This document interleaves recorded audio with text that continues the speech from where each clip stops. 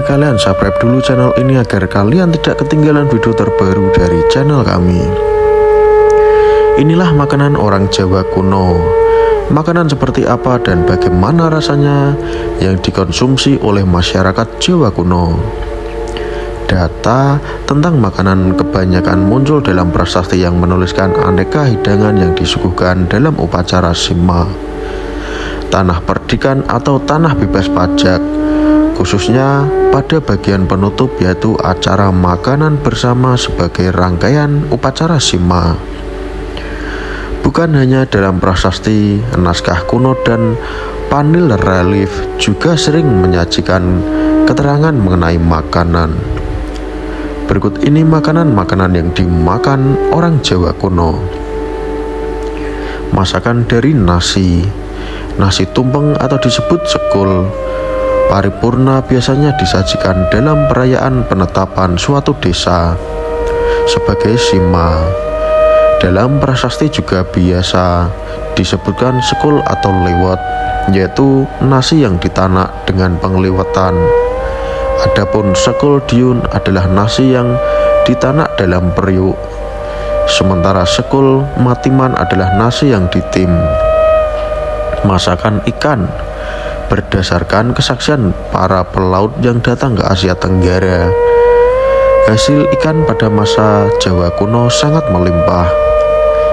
Ikan-ikan itu biasanya disantap dengan lebih dahulu diasinkan atau dikeringkan, yang disebut gerih. Hingga kini orang Jawa menyebutnya gereh. Ada juga ikan yang dikeringkan yang disebut dendeng. Deng atau daging, ada dua macam rasa dendeng yang disebutkan dalam prasasti asin atau tawar. Suatu ukuran ikan asin disebut kujur, yang diketahui dari prasasti Waharu atau prasasti Jenggolo. Tidak hanya disajikan untuk penetapan Sima, ikan asin juga untuk makanan sehari-hari.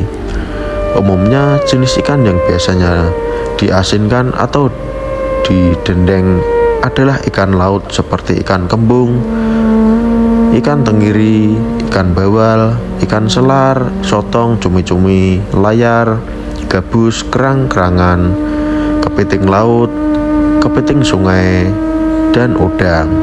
Ada pula beberapa jenis ikan yang dalam prasasti disebut dengan wagalan, kawan-kawan delak. Ikan lainnya tak diketahui habitatnya seperti bijijan, bilunglung, harang, halala, dan kandari. Masakan dari hewan ternak. Makanan sumber hewan selain ikan antara lain ayam, bebek, angsa, babi ternak, kambing, dan kerbau. Hewan-hewan itu dalam prasasti hanya disebut sebagai panganan yang disayur. Kemudian ada juga makanan yang dipanggang. Selain hewan ternak, masyarakat Jawa kuno juga terbiasa mengkonsumsi babi hutan, kijang, kambing, kera, kalong, jenis burung, alap-alap, hingga kura-kura atau bulus. Rakyat dan kerajaan secara umum memiliki perbedaan tingkat konsumsi daging. Terkadang kebiasaan makanan bersama dalam pesta yang diselenggarakan raja, seperti penetapan Sima, maksudnya adalah membagi persediaan daging pada rakyat yang jumlahnya terbatas. Sayuran lalap dari sayuran mentah juga sejak dulu dikenal. Dalam prasasti lalapan diistilahkan dengan rumah-rumuh. Ada pula kuluban yang oleh orang Sunda saat ini diartikan sebagai sayuran yang direbus. Sementara dudutan juga sering disebut jenis makanan kangkung, selada atau genjer, yang cara manennya seperti didudut atau dicabut.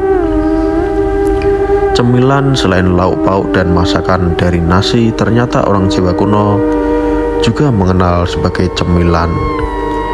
Prasasti Sanguran di Malang menyebutkan panganan bernama tambul dan dawel atau dodol. Makanan raja. Raja mangsa. Prasasti sering menyebut makanan yang menjadi hak istimewa atau istilahnya raja mangsa. Makanan ini termaksud kambing yang belum keluar ekornya, penyu, dadawang babi liar, pulih babi liar, mati gantung, dan anjing yang dikebiri. Hak mengkonsumsi makanan itu umumnya dijumpai pada prasasti yang membuat pemberian hak istimewa yang dikeluarkan sejak masa Empu Sendok hingga masa Majapahit. Ada juga asu buntung atau anjing yang tak berekor. Sementara cacing, tikus, keledai, dan katak juga dijadikan masakan para raja. Padahal hewan-hewan itu menurut negara Kartagama termaksud makanan pantangan yang jika dilanggar mengakibatkan dihina musuh dan mati dalam kondisi ternoda. Bumbu dapur sebagai rasa makanan-makanan itu yang jelas tak akan sama dengan rasa makanan saat ini. Bumbu Jawa yang kini populer baru pada masa kemudian diimpor. Jintan misalnya tumbuh subur di tengah kuma-kuma, dibawa dari Mediterania. Adapun ketumbar aslinya dari Timur Tengah dan wilayah Mediterania. Tanaman untuk bumbu yang diketahui ditanam di Jawa sejak lama adalah merica, lada hitam, lada putih, dan cabai Jawa. Sementara kemukus telah menjadi produk ekspor ke Tiongkok. Laos adalah tanaman Jawa.